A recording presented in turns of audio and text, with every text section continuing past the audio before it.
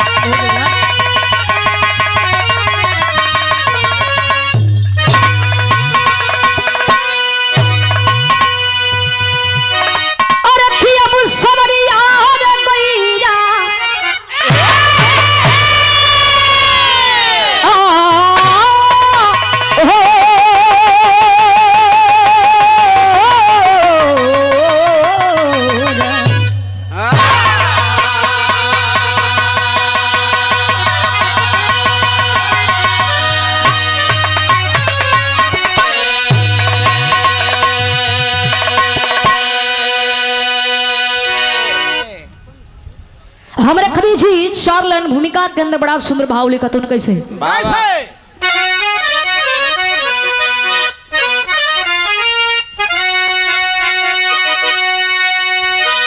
भूमि भूपत विभूषित हुए शौर्य से, शौक विद्या के राजा वो ज्ञाता रहे। रुद्र ही रौद्र का रूप धारण किया, जिनकी गणना नहीं रूप कितना घरे। भोज भारी किए गर्व तोड़ा गया, मैं हुई मैं को मयंकित करे। धारा नगरी धरा परी बताया गया, कभी महेंद्री कलम सत्य की ज्योति जले।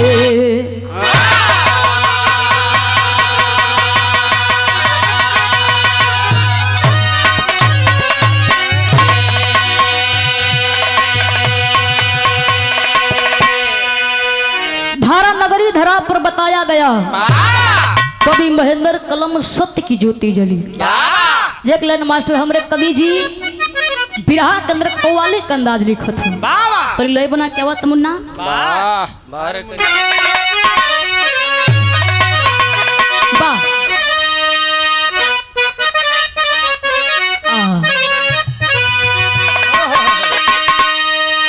पर की परवर दिगार आलम,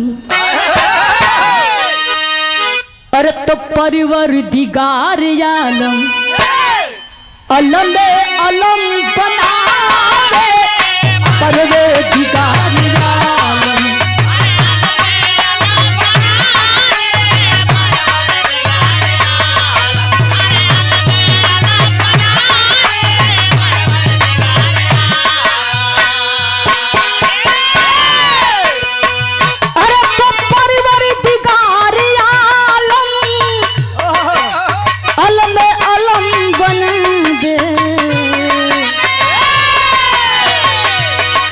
अरे मुझ पे करो इनायती, अरे मुझ पे करो इनायती, तकदीर को सजाया, मुझ पे करो इनायती।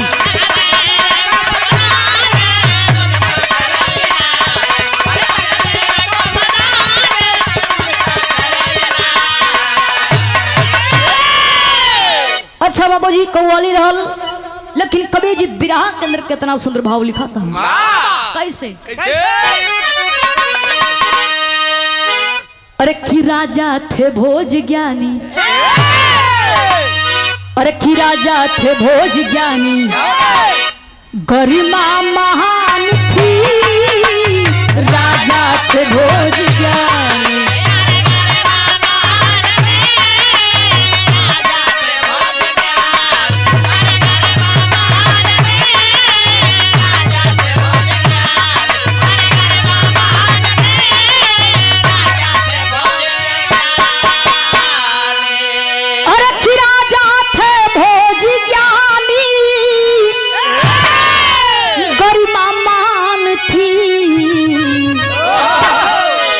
अरे कि शोहरत में पगड़ी पानी, अरे शोहरत में पगड़ी पानी, अरे पढ़ जा परान थी, शोहरत में पगड़ी पानी।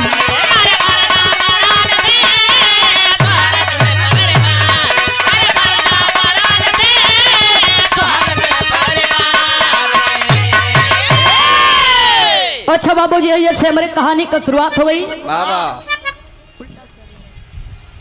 क्या बात उल्टा सर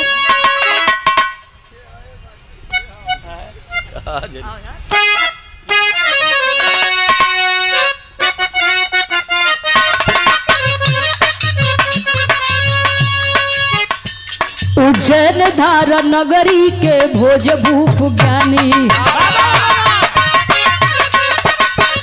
शरत गगन को चूमती मगन थी राजधानी, घमंड भारी भोज को फूल नवो समाते, अपने समान को कोई वसुधा में ना बताते, आया है बाजीगर एक राजा के गेट पे, मारो न लात बाबू निर्धन के पेट पे, राजा से कौन ज्ञानी धरती पे है मदारी, राजा से कौन ज्ञानी धरती पे है मदारी, डटा सिपाही भाग जा तू जल्द रे भिखारी।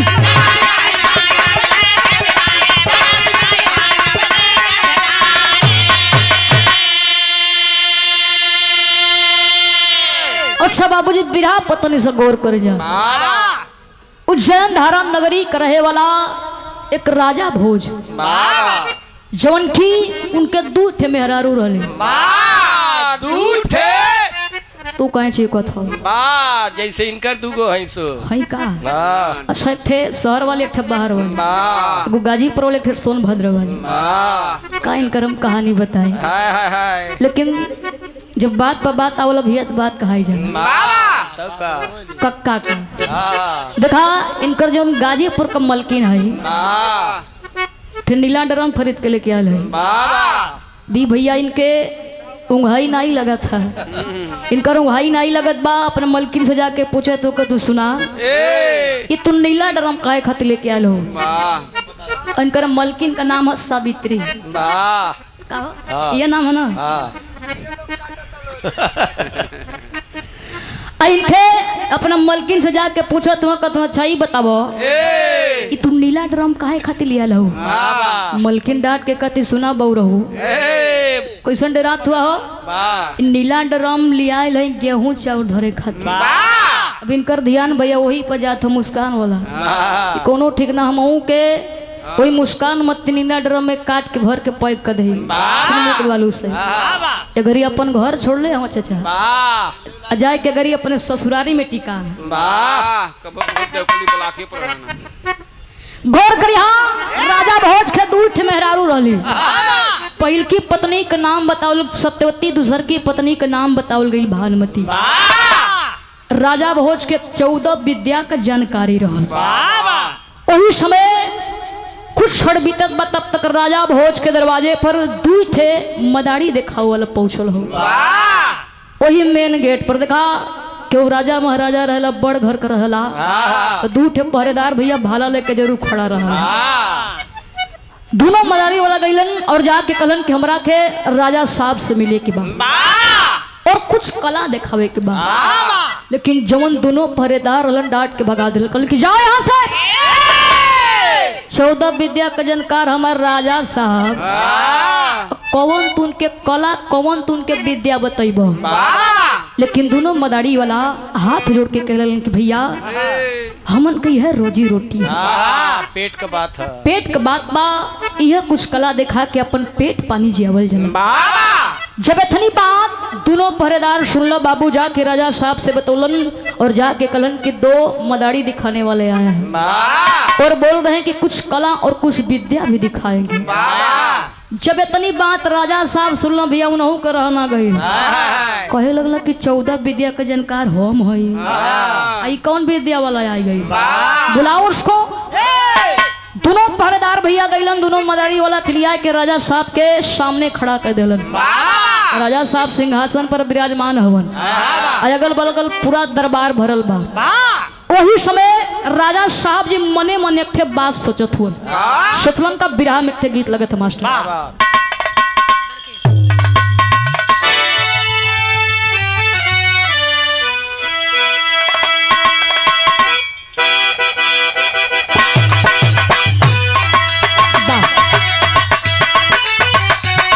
बहुत अच्छा, बहुत अच्छा।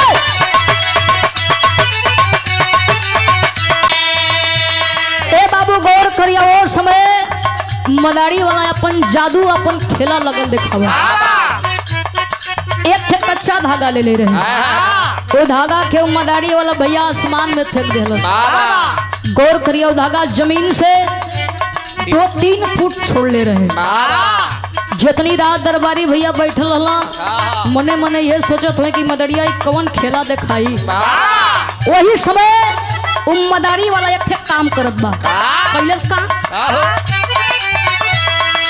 धागा पकड़ के ऊपर चढ़े सुबुर सुबुर, राजा समेत सबका के टुकुर टुकुर।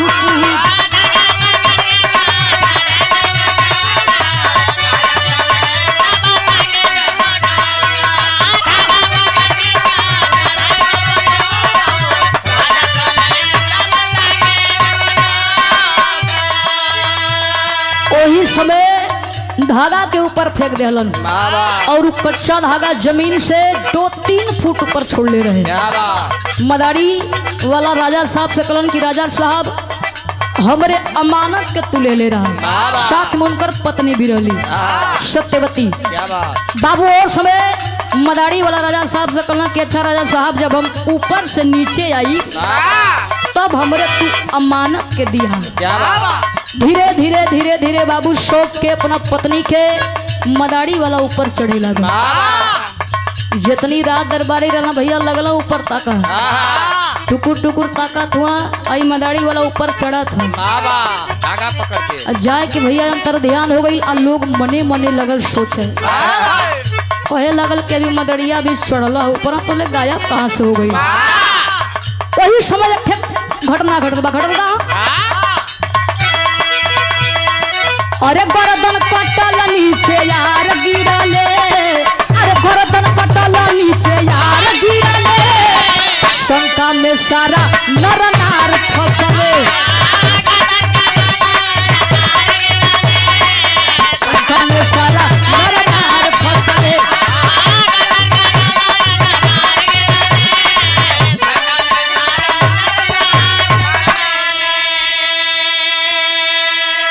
ओ समय भैया मदारी वाला ऊपर चढ़े के तो चढ़ गई और ऊपर जाके अंतर ध्यान हो गई। लोग भैया हक्का बक्का हो गई, सब ऊपर ताकत है कि आखिर सरा मदरिया वाला गायब का हो। तब तक वही समय कुछ क्षण बीतत बा, तब तक मदारी वाला का सर कट के भुइया गिर गई। देखा अगर सर कट के भुइया गिरल तो शरीर साथे में गिरबे करी। सर कट के और शरीर साथे में भुइया गिरल बा। और लोग मने मने सोचत बा कि अभी मदरिया वाला त निके निके ऊपर गईल हो, का हो गई। तब तक एकर का हो गई, सर कट गई। लोग मने मने सोचत बा। तब तक वही समय राजा साहब और पूरे जितनी राज दरबार भरल रहो राज दरबारी मिल के वो मदारी वाला के ले जा के स्मशान घाट पर चिता में जब वही आगी लगावे जात हो तब तक वही समय सत्यवती के बात पता चला है यानी मदारी वाला के पत्नी के जब वही उनके बात पता चल जाके स्मशान घाट पर अपने सैया के साथ सती हो गई। दाह संस्कार कई के भगवान दाह संस्कार कई के रात दरबारी सब लोग जब वही रात दरबार में आइल बा समय बीतत बा धीरे धीरे धीरे धीरे भाई शाम होत बा किरण नहीं खे डूबल तब तक भैया मदारी वाला के सामने हाजिर हो गई। तेवरी लोग हक्का बक्का हो गई कि सरवा तो मर गई लोग कहे लगला हाथ जोड़ के कहला ये भाई कहाँ से अला हो अपने खून खानदान में जाते जो का करेला मदड़िया वाला का तो सुना ए राजा साहब तू दिनवा में सपना देखत हुआ का हम वह मदड़िया वाला है जो धागा ऊपर फेंक के ऊपर चढ़ल रही नौटंकी मत बतिया हमारे मेहरारू के दाब अब चली ए भैया लोग लगला मने मने सोचा कहे लगला कहो मदड़ियो वाला मर गईल हो आय कर मेहरारू संगवा सती हो गई रे आई कौने मेहरारू के बात करत हो रात दरबारी लगला मने मने सोचा कहे लगला कि लगत है मदड़िया वाला फसाई राजा साहब के ओ समय मदारी वाला कलश की राजा साहब तू चोर हुआ हमरे मेहरारू के तू चोरौले हुआ जितनी रात दरबारी भैया बैठल लगला मने मने सोचे कहे लगला है दू कौड़ी का औलाद राजा साहब के चोर बनावत है। वही समय मदारी वाला राजा साहब से एक बात कहलस कहे का बिरहा में एक थे फिर गीत मास्टर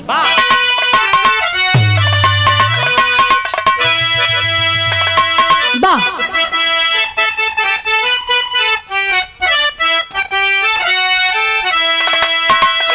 भाई गीत के हमारे माता बहन लोग जब मड़वा में डाल पूजैया होला तब गावैली कैसे गावैली कैसे अरे तो नथिया ले आइलो भसुरटी बिया में मुनि के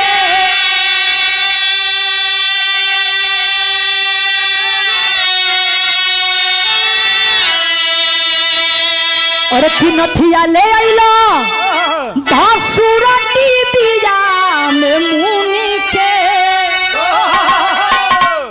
खोल के देखावा ना तो गार दे बचूनी के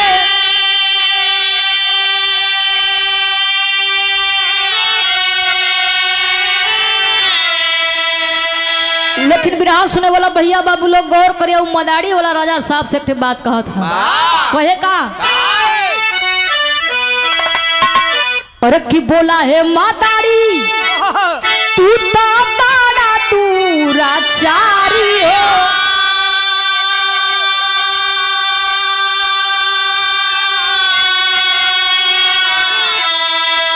अरे की बोला है मातारी तू तो बड़ा तू राचारी हो घर में चोरा वाले बाड़ देता हमारा नारी हो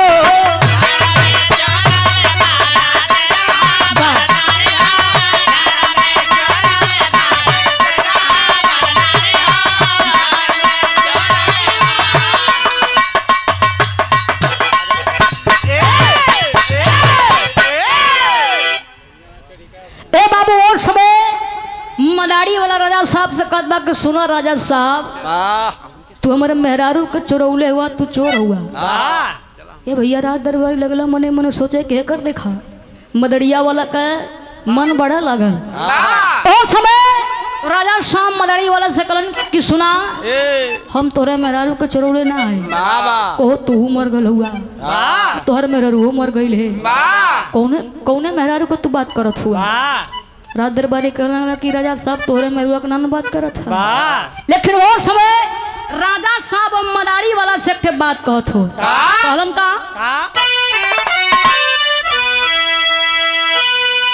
अरे कि मेहरा तोहार जब की अरे कि महला में मिली है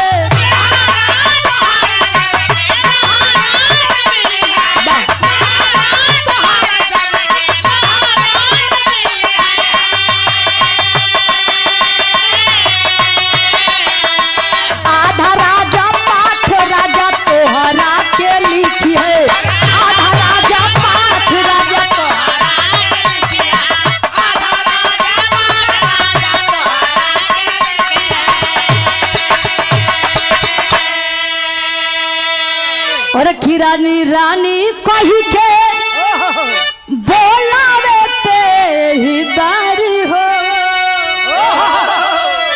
और कि रानी रानी कही के बोलावे ते ही बारी हो। अमल से मेहर आके धैल से यहाँ कवारी हो। राजा साहब कला की सुना, अगर तोहर मेहरारू हमारे महल के अंदर रही तो तोरा के अपन आधा राजपाट लिख के दे दे। मदड़िया वाला गुस्सा के कहते हैं मर्दवा तू तो हमारे मेहरारू को चुरा ले, तू हमके का आधा राजपाट देब।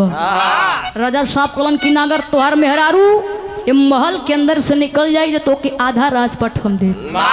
तब तक वही समय मदारी वाला भैया अपने मेहरारू को लगल बुलावे, कहे लगल सत्यवती ए सत्यवती, अरे का करत हो कबले सुतर रहबू। तब तक वही से भैया सत्यवती अपन हाली हाली आय के अपन सैया का कवार धइल हेली। ए भैया रात दरबारी जितनी राजा साहब बैठल मुंह सब कर मुहक्का बक्का हो गई। बवाई गल कल कि देखा हो सरवा हो मर गल हो मर गई है। तब तक दोनों जिंदा कहाँ से हो गई। राजा साहब लगल मने मने सोचा, कहे लगल कि 14 विद्या का जानकार तो हम है। इस सरवा मदड़िया वाला 15 विद्या कहाँ से जान गई। का काम कैले खियो राजा साहब मदारी वाला के तनी सब बगली राज जाने खातिर कहला क्या छाई बतावा 14 विद्या के जानकार तो हम हई, लेकिन तू हई 15वां विद्या कहाँ से जान गल हुआ। मदारी वाला कहला के राजा साहब सस्ते में ना बताई, हमके महल से कुछ दूरी पर ले जा के छोड़बा तब तोरा के हम बताई कि 15 विद्या हम कहाँ से सीखनी कहाँ से जननी। ए भैया राजा साहब परेशान रहला, अब मजबूरी में उनके छोड़ ही के पड़ी। का काम कैलन राजा साहब वो मदारी वाला के और मदारी वाला के मेहरारू यानी सत्यवती के धीरे धीरे भैया महल से कुछ दूरी पर ले जाके छोड़त हुआ। धीरे धीरे धीरे धीरे कुछ दूर पर गइलन, एक ठे जंगल रहल। वही जंगल में राजा साहब परेशान हो गए, कहला कि कितना दूर जाइबा। कहला कि बस हमारी तनिका अवरी दूर चला बढ़ा दा। वही समय वही जंगल में दोनों तीनों जानी खड़ा हो गई और का काम कैलन कि जोन मदारी और मदारी वाला का पत्नी सत्यवती रहली। राजा साहब का तनी सा आंख झपक गई। तब तक वही समय मदारी वाला अपने रूप में आ गई, यानी असली रूप में आ गई। गौर करिए रहल के मदारी वाला भगवान भोलेनाथ जी रहलन और उनकर पत्नी पार्वती जी रहली। राजा साहब बाबू जाके देखलन और जाके शौक के जाके पैर पकड़ के लगल रोवे, कहे लगन कि प्रभु अइला त ये रूप में। भगवान भोलेनाथ जी कहलन कि तुम्हारे परीक्षा लगे आइल देखी तू का करत हुआ। भगवान भोलेनाथ जी कहलन कि 15वां विद्या जानना चाहते हो ना। राजा साहब कहलन कि हाँ। वही समय भगवान भोलेनाथ जी बतावत हो कैलन का बिरहा में टेरी के भाव लगत मस्त।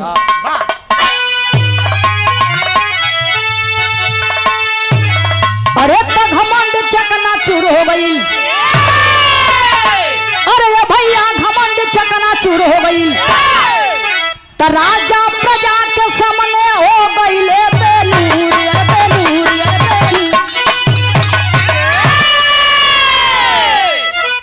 राजा प्रजा के सामने हो गई ले बेलूर, घमंड चकनाचूर हो गई।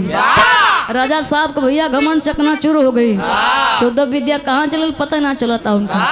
ए बाबू वो समय भगवान भोलेनाथ जी कलन की तो के 14 विद्या जाने के बाद 15वां विद्या जाने के बाद अमर गुरु के पास चल जा, वही जे तो के 15वां विद्या सिखा दी है। गैलन का बिरहा में फिर गीत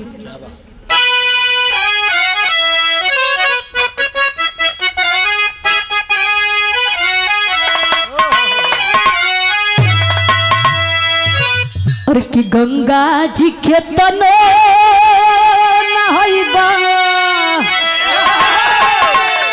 अरे तो गंगा जी के तनो नहैबा, पत्थर तिरिया ना पैबा राजा।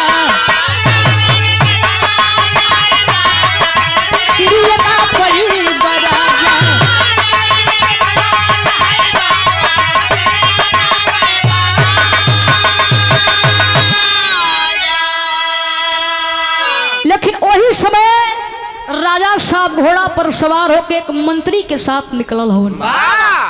जाए से पहले अपना पत्नी यानी सत्यवती से कलन की सत्यवती जाए कि तो हम जाती 15वां विद्या सीखे, लेकिन एक बात याद रखिया, अगर हमरे रूप में केहू आई तो उनकरा से यह सवाल करिया कि ए राजा साहब, ए स्वामी, जब तू विद्या सीखे जात रहला तो हमसे का कही के गईला।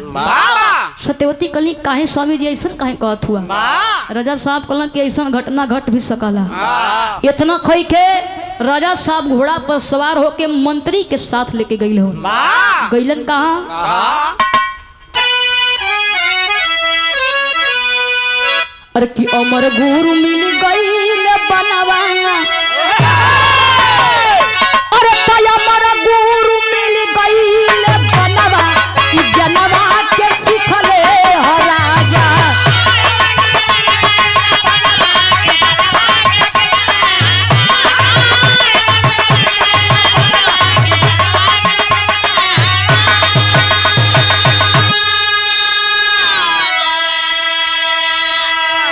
वही समय राजा साहब अमर गुरु के पास गए, साथ में मंत्री भी गई बा। अमर गुरु के पास जाके 15वां विद्या लगल सीख। 15वां विद्या यानी लगल सीखे राजा साहब। और सीख के अमर गुरु कलन के देखा अगल बगल केहू है ना चारों तरफ बाबू राजा साहब तकलन केहू नहीं खेलौकत। लेकिन गौर करिए जब मंत्री सतवा में गई वो भैया ध्यान दिले रहा कि राजा साहब कौन विद्या सीखत होगा। जथनी विद्या सीख के राजा परिपूर्ण हो गईलन। वही समय जौन मंत्री भी रहल उहो चोरी से भैया विद्या के सीखत और भी विद्या के सीख के परिपूर्ण हो गई। भैल कांतरा के भाव में क्या नाम है?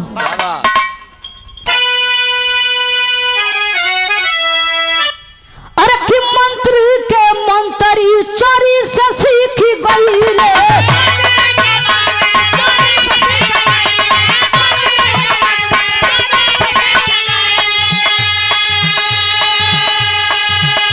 अरे वापस आवे विद्या के सीख गईले, वापस आवे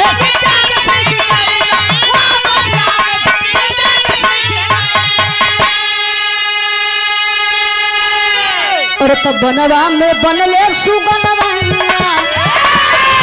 अरे बनवा में बनले सुगनवा, ई जनवा के सिखले राजा।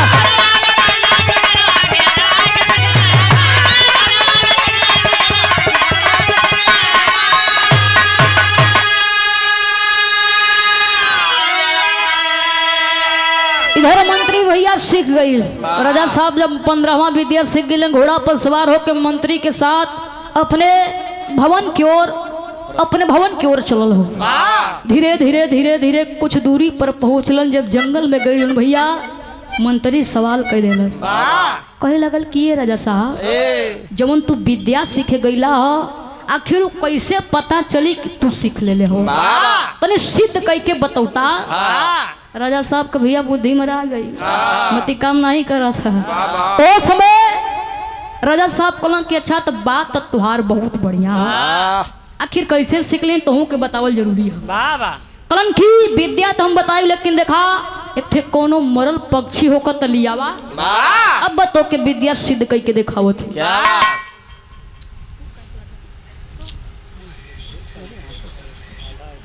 ओ समय राजा साहब कहलन कि एक ठे मरल पक्षी लियावा, अब बतो के विद्या सिद्ध कई के दिखावो थी। का काम कैले भैया, जौन मंत्री रहते सब बगलिए में गले ठे मरल तोता लिया दे। राजा साहब का काम करत हुए कि घोड़ा पर से उतर के अपन शरीर छोड़ के तोता में समा गए मंत्र के द्वारा। लेकिन गौर करिए जौन मंत्रिया रहा वो तो विद्या से कले ही रहा, वो अपन शरीर छोड़ के राजा साहब के तना में समा गई। इधर राजा साहब तोता बन गए और उधर मंत्री राजा साहब बन गए। राजा साहब वही बने में बाबू तोता बन के लगना रहे और उधर नकली मंत्रिया भैया राजा साहब बन के घोड़ा पर सवार होकर चल रहा। कहा? राज दरबार में। धीरे धीरे धीरे धीरे जब अपने राज दरबार में पहुंच रहा, वही समय सत्यवती की आवाज लगा रहल बा। सत्यवती भैया भागल भागल भागल भागल अली। सत्यवती कली कि राजा साहब मंत्र से क्या गिला का। लेकिन वही समय गौर करिया राजा साहब गईला से पहले एक बात कर रहे कि जब हम जाई अगर हमारे भेष में केहू आई तो तू यह सवाल करिया कि ये राजा साहब जब हम गई रही तो से का कही के गई। सत्यवती कली के अच्छाई बताई स्वामी जब तू विद्या के सीखे गई जात रहला तो हमसे का कही के गईला। इधर भैया मंत्री कहवा खराब लगल मने मने सोचे कहला कि कुछ हो तो ना कर रही हम का कर रही हम। सत्यवती पहचान गेली कहली कि हमार स्वामी ना हो हमारा स्वामी के रूप में कोनो बहुरूपिया बा डांट करके भगाती है।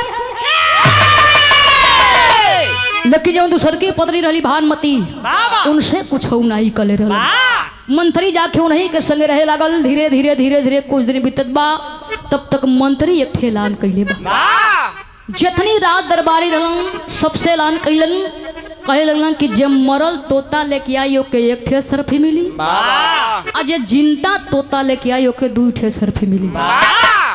ये भैया राजो दरबारी कुल पगला गेल ओ जब से राजा सब मंत्र के सीख के आयल हो पागल हो गल ना हो गल हुआ कैसन मरल तोता जिंदा तोता का बात करत हूँ तो चला लिया के देवे में का होता दूठे सरफी मिला ओकरा बदला में ए भैया राज दरबारी का काम करें कि जब मरल तोता लेके आओ एक ठे सरफी थमाई दे जे जिंदा तोता लेके आओ के दू ठे सरफी थमाई दे। एक समय के बात रहल राज दरबारी बाबू वही जंगल में गई हवन जहाँ राजा साहब तोता बनल हो। राज दरबारी और राजा साहब यानी तोता के देखत हो जाके तोतवा के पकड़ लेलन और पकड़ करके लगला मने मने मुस्कियाए कहे लगना राजा साहब दू ठे सरफी दी है जिंदा तोता पकड़ के लेके जाते हैं उनके का पता कि तोता नहीं राजा साहब। वही समय धीरे धीरे धीरे धीरे कुछ दूरी पर ले जात हुन बाबू तब तक राजा साहब बोल देलन कि भैया हमके कहाँ लेके जात हुआ। राज दरबारी भैया बात के इग्नोर कर देलन फिर दूसर की बार कहलन कि अगर तोहरा के करा बदला में कुछ चाहत है बतावा हमार जान छोड़ द। ए भैया राज दरबारी लगला मने मने सोचा कहलन कि तो वो बोला था फिर कहे लगलन कि चला सिखावल पढ़ावल तोता बोलल। फिर भैया तीसर की बार नाम मतलब फिर राजा साहब कहलन कि भैया आखिर हमके कहाँ लेके जात हुआ बतैबा।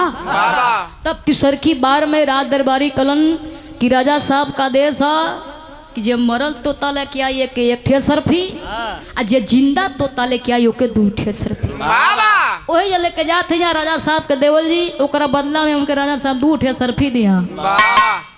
राजा साहब यानी तोता कहलन कि तो लोगों के सरफी न चाहत हम के चंदा साहूकार के लगे पहुंचा दा तोरा के ओकरा बदला में 10 ठे सरफी दिलवा।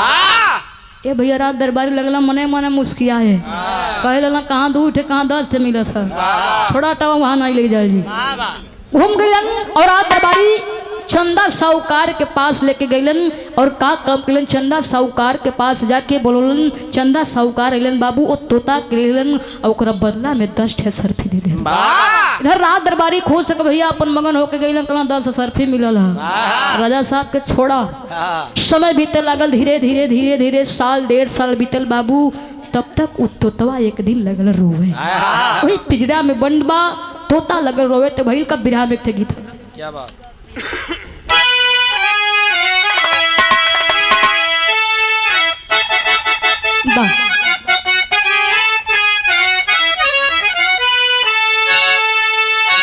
अरे ठिकाना माई कौची बा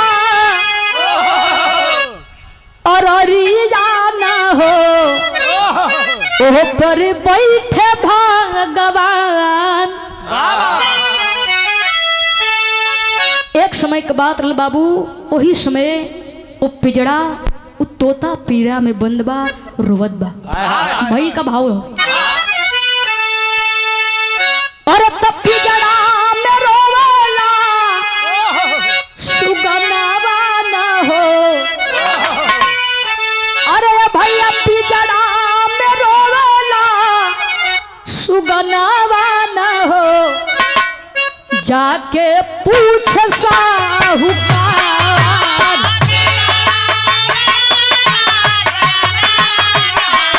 जाके पूछे साहूकार।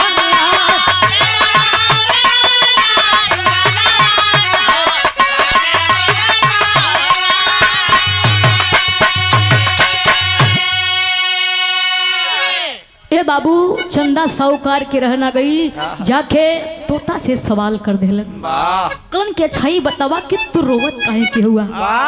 सारी बात वो राजा साहब चंदा साहूकार से बतावत हुन। कहलन का अरे कि पूरा बात भोज राजा दिहाले बताई।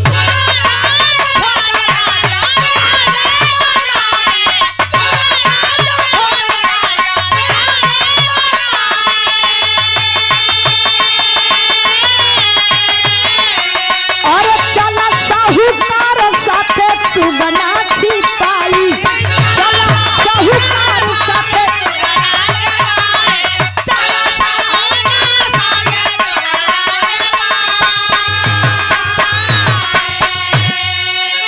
अरे तमिले सत्यवती यही, अरे तमिले सत्यवती यही छलवा न हो होई सपना सता।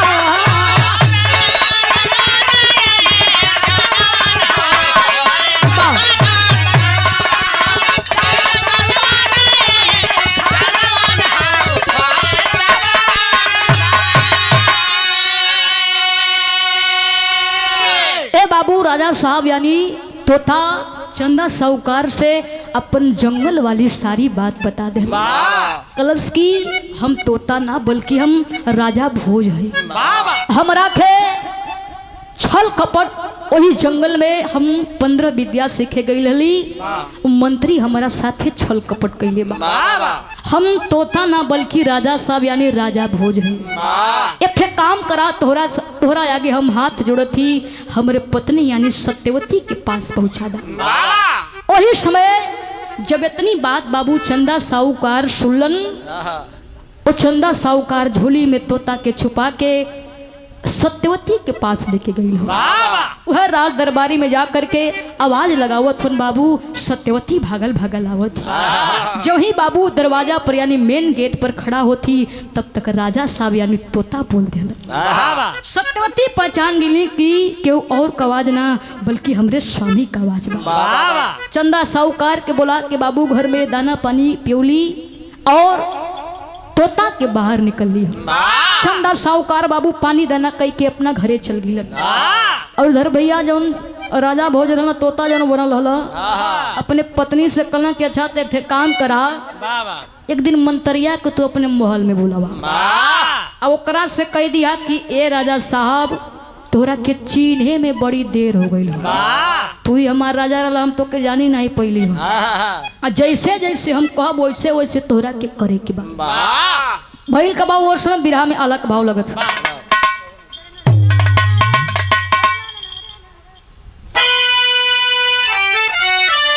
एक पति रोड़ा, एक पति रोड़ा।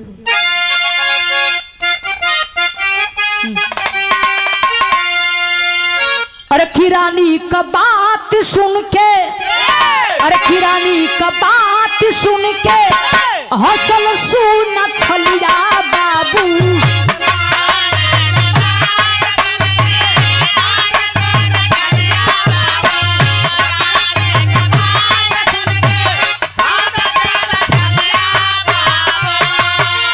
अरे मरले का बकरा हो दिहलस मना।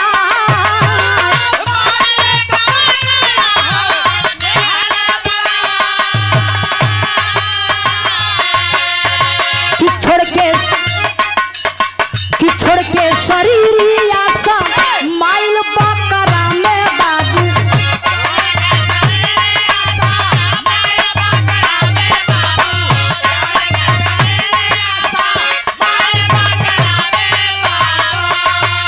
अरे बोका पाके भोज गईले कहना में समा।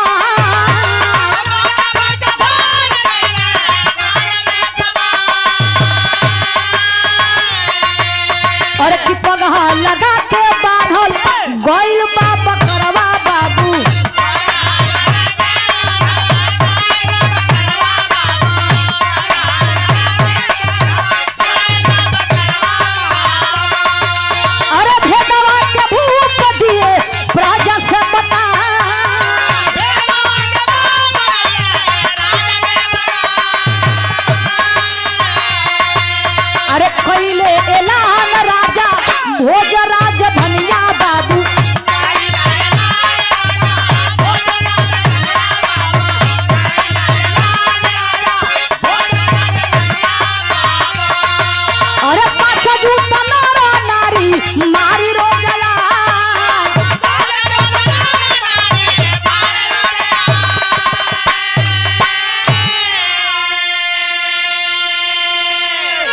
बाबू राजा साहब अपने पत्नी यानी सत्यवती से कहलन कि मंत्री के तू अपने महल में बोलावा आ ओसे कहिया कि राजा साहब तोरा के चीन्हे में बड़ी देर हो गई।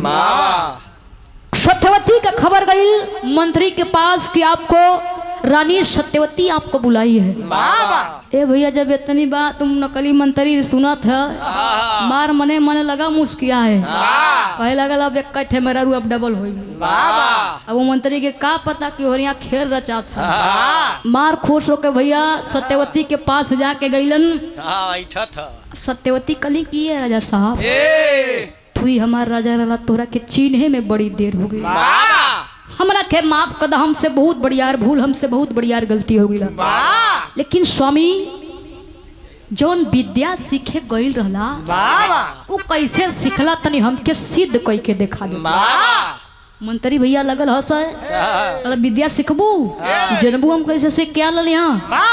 सत्यवती कहली कि हाँ बतावा। मंत्री का आदेश भइल कहलन कि मरल कोनो जानवर लेके आवा तब बात होखे बताई कि हम विद्या कैसे सीख ले रही।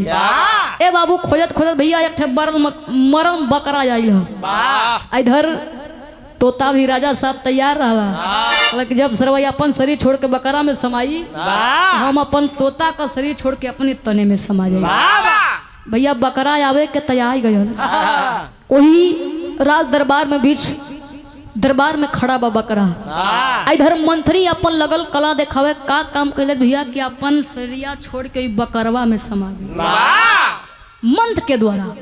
जब राजा साहब तोता बनल हला वो अपन शरीरिया छोड़ के अपने तने में समा गए। यह राजा साहब असली रूप में हो गईलन और असली राजा हो गईलन और जो मंत्रिया रहे बन गई बकरा। ओई समय राजा साहब ऐलान कलन कि बकरा के मेन गेट पर बांधा। ऐलान कइले कि जे महल के अंदर प्रवेश करिए बकरा के पहले 5 जूता मार के और जब महल से बाहर निकली तब भी वो बकरा के 5 जूता मार के निकली। ए भैया जे जाए बकरा तो ही मेन गेट पर बंधाइल बा मंत्रिया जे जाए भैया 5 जूता बकरा के हाय हाय हाय हाय मार के जाए। जब महल से बाहर आवे फिर भी वो बकरा के मार के जाए। ये थे भैया बड़ा गुस्सा रहे हट्टा कट्ठा पहलवान वाला शरीर है। राजा का परम भक्त भैया वो जूता एकदम हाई फाई वाला पहन के चमड़ा वाला का सार के मुआई।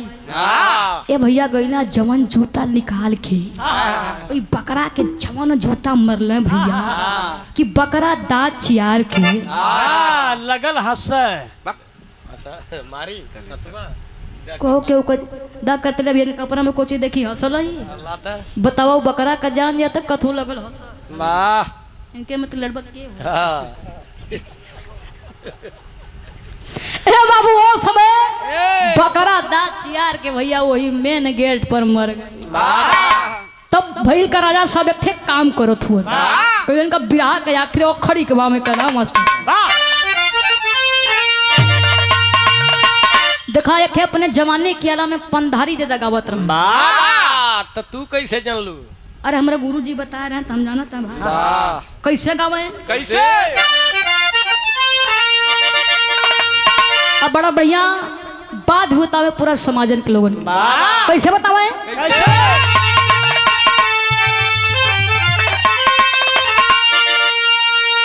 अरे तो या बना मिली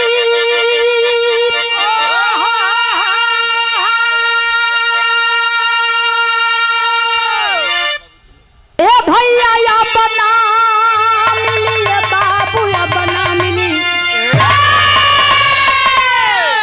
तो जे कर मर गए माई बाबू अब ना मिली।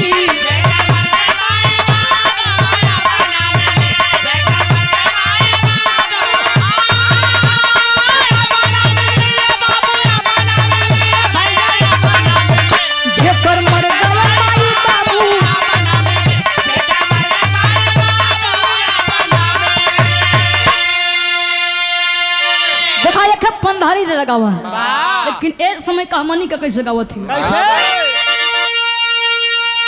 अरे तो उठा के जूता मारा तब फटल बका पारा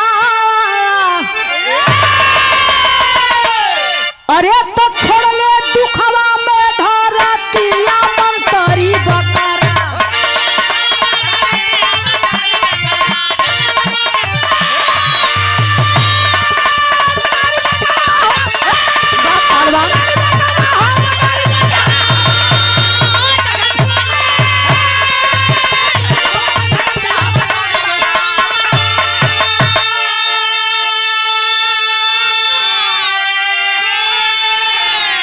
अरे खिरहल दयालु भूप मंत्री था नालायक अरे किया ना सुकर्म था कुकर्म कावा नायक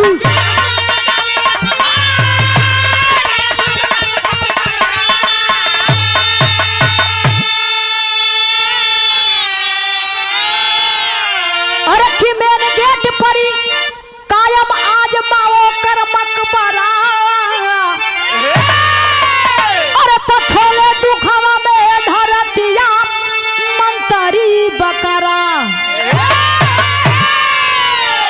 देखा और समय मंत्री भैया यानी बकरवा मरे के तो मर गई राजा सब अपने से कुछ नहीं किया सजा दे वाला भैया उनको रात दरबारिया रहला मार के ले बितला नहीं राजा साहब की बड़ा परेशान कैले रहला तो वो सरवाई है ना मरल तो दीदा तो मांगत रहला हमनी के का पता कि राजा नहीं कोनो नकली है ओ समय राजा साहब ये बकरा का उज्जैन धारा नगरी में मेन गेट के सामने ये बकरा का मकबरा बनवले लोग ओहू जाना पूजे भैया जिंदा बकरा के ना पावला तो मुर्दा बकरा के मार के चली नियम होगा आज भी कायम्बा कि राजा साहब राजा भोज यानी राजा साहब बकरा का मेन गेट पर उज्जैन धारा नगरी वही मेन गेट पर बकरा का मकबरा बनवले ये हमारे विराह का कहानी है लास्ट लाइन में गुरु घराना का परिचय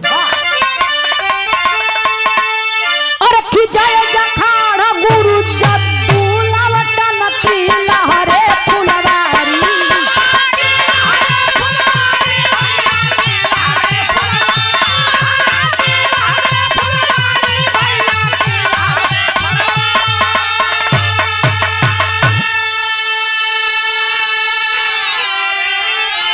अरे तो फिर से नारायण रामधार की तैयारी